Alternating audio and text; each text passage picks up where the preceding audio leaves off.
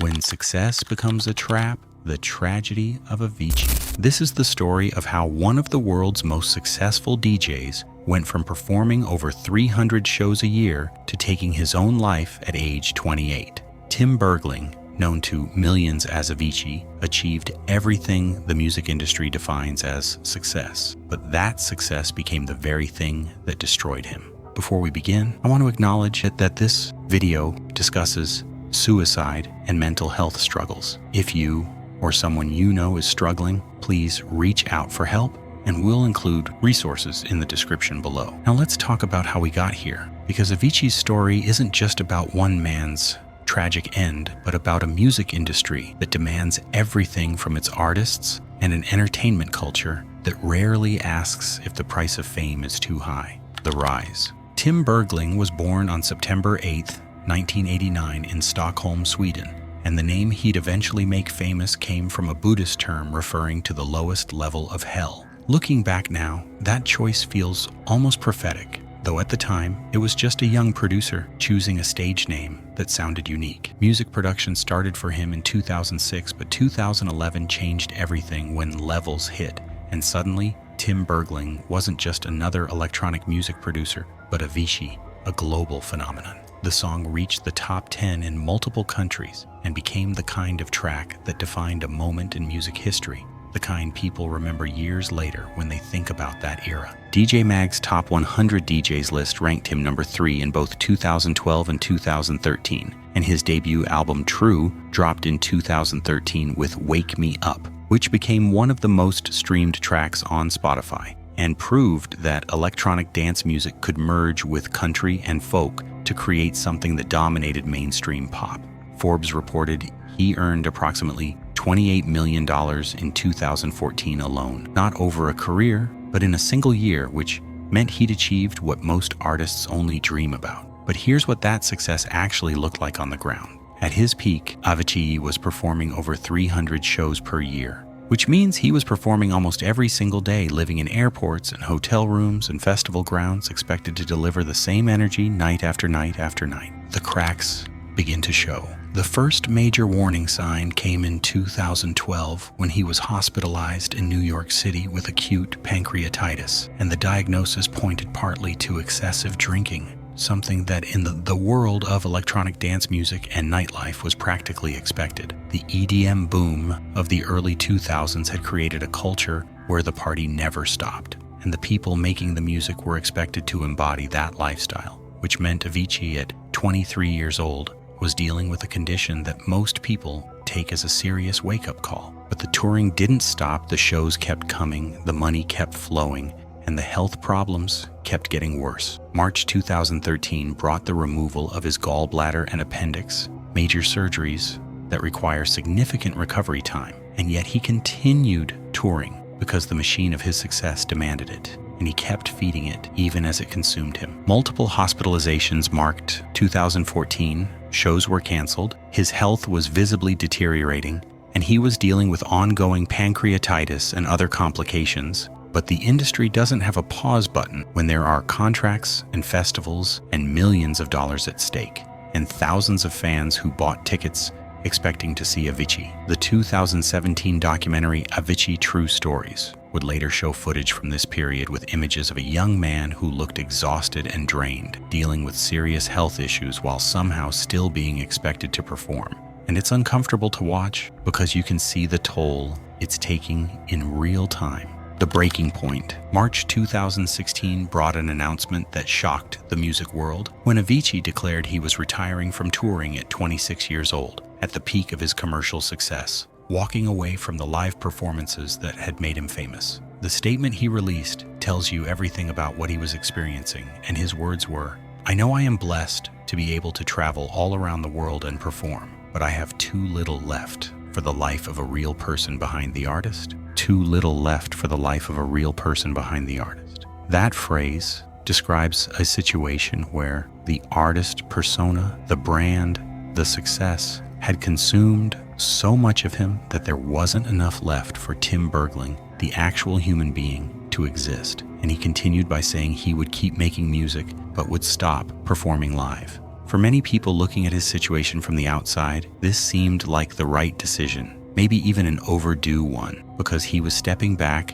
and prioritizing his health and going to find balance. But what the public didn't fully understand was how deep the damage already went, because the pancreatitis was chronic, a permanent condition that would require ongoing management. And the mental health struggles, the anxiety, the stress don't just disappear when you stop touring. And the existential questions, the search for meaning and happiness that comes when you achieve everything society tells you to want and still feel empty, those questions don't have easy answers. The quiet years. After retiring from touring, Avici continued making music and released an EP called Avici 01 in August 2017 while working on new material. And from the outside, it might have looked like he was doing better and finding that balance he talked about. But his family's later statements painted a different picture when they said, "Our beloved Tim was a seeker, a fragile artistic soul searching for answers to existential questions, an overachieving perfectionist who traveled and worked hard at a pace that led to extreme stress."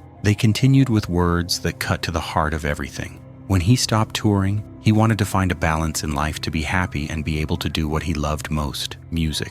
But he really struggled with thoughts about meaning, life, happiness, and he could not go on any longer because he wanted to find peace. That phrase, "he could not go on any longer," is the reality that his family had to confront. And stopping the touring had addressed one problem, but it hadn't solved the deeper issues because the damage, physical and psychological, had already been done. On April 20th, 2018, Tim Bergling died by suicide in Muscat, Oman, while on vacation at 28 years old. And the news sent shockwaves through the music industry and devastated millions of fans around the world. Here was someone who had achieved extraordinary success, who had stepped back to take care of himself, who seemed to be doing better, and yet the pain was still unbearable. His family's statement after his death acknowledged what had happened clearly when they confirmed he had taken his own life, and they asked for privacy but also wanted people to understand that this wasn't a sudden decision or an accident, but someone who had been struggling for a long time and seeking answers to questions about meaning and happiness that success couldn't answer. What this means. In the wake of Avicii's death, the music industry was forced to have conversations it had been avoiding, and other DJs and musicians began speaking publicly about their own struggles with the touring lifestyle, with mental health, with the pressure to maintain an image and a schedule that's simply unsustainable. The Tim Bergling Foundation was established by his family to support mental health awareness and suicide prevention, and the Avici Experience Museum opened in Stockholm in 2021, honoring his musical legacy while also addressing the circumstances of his life and death. The album Tim came out posthumously in 2019, completed by producers who had worked with him, and it stands as a final gift to his fans, but also a reminder of what was lost. The trap. So let's talk about the trap, because that's what this video is really about. And the trap isn't success itself, but what we demand from successful people, especially in entertainment. Avici performing over 300 shows a year at his peak wasn't an artistic choice, but an industry standard. Managers and promoters and festivals all taking their cut, all needing the brand to keep performing to justify the investment, creating a culture where saying, "I need to slow down," is seen as weakness or unprofessionalism rather than basic self-preservation. The trap is also internal, and Avici was described by his family as an overachieving perfectionist, which raises the question of what you do when you're someone who's driven to excel and you've reached the top of your field by the age of 22. How do you find meaning when you've already achieved everything? And how do you quiet the voice that says you should be grateful, you should be happy when you're falling apart inside? The trap is the disconnect between external success and internal peace, because you can earn $28 million in a year and still be miserable. You can have billions of streams and still feel empty. You can influence a generation of musicians and still struggle to find meaning in your own life. And perhaps most insidiously, the trap is that even when you recognize the problem and try to fix it, even when you retire from touring and try to find balance, the damage might already be done, because chronic pancreatitis doesn't go away and mental health struggles don't disappear just because you change your schedule, and the existential questions don't have easy answers. Legacy. Avicii's musical legacy is secure with songs like Levels, Wake Me Up, Hey Brother, and Waiting for Love embedded in the cultural memory of the 2010s. And he helped bring electronic dance music into mainstream pop, blending genres in ways that influenced countless producers who came after him. But his other legacy, the one his death forced into the open, might be even more important because his story made it impossible to ignore the human cost of the entertainment industry's demands. It made it harder to romanticize the lifestyle of constant touring and partying, and it opened conversations about mental health that the music world desperately needed to have.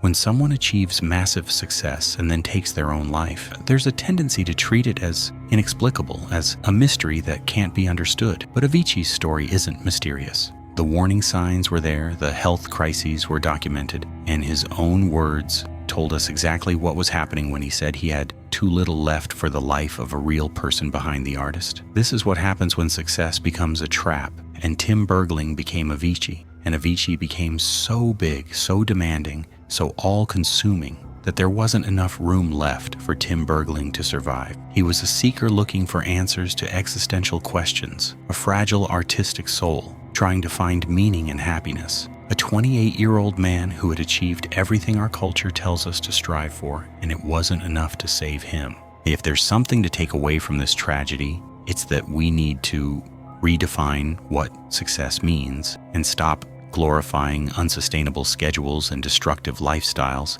And we need to make space for artists to be human beings first and performers second.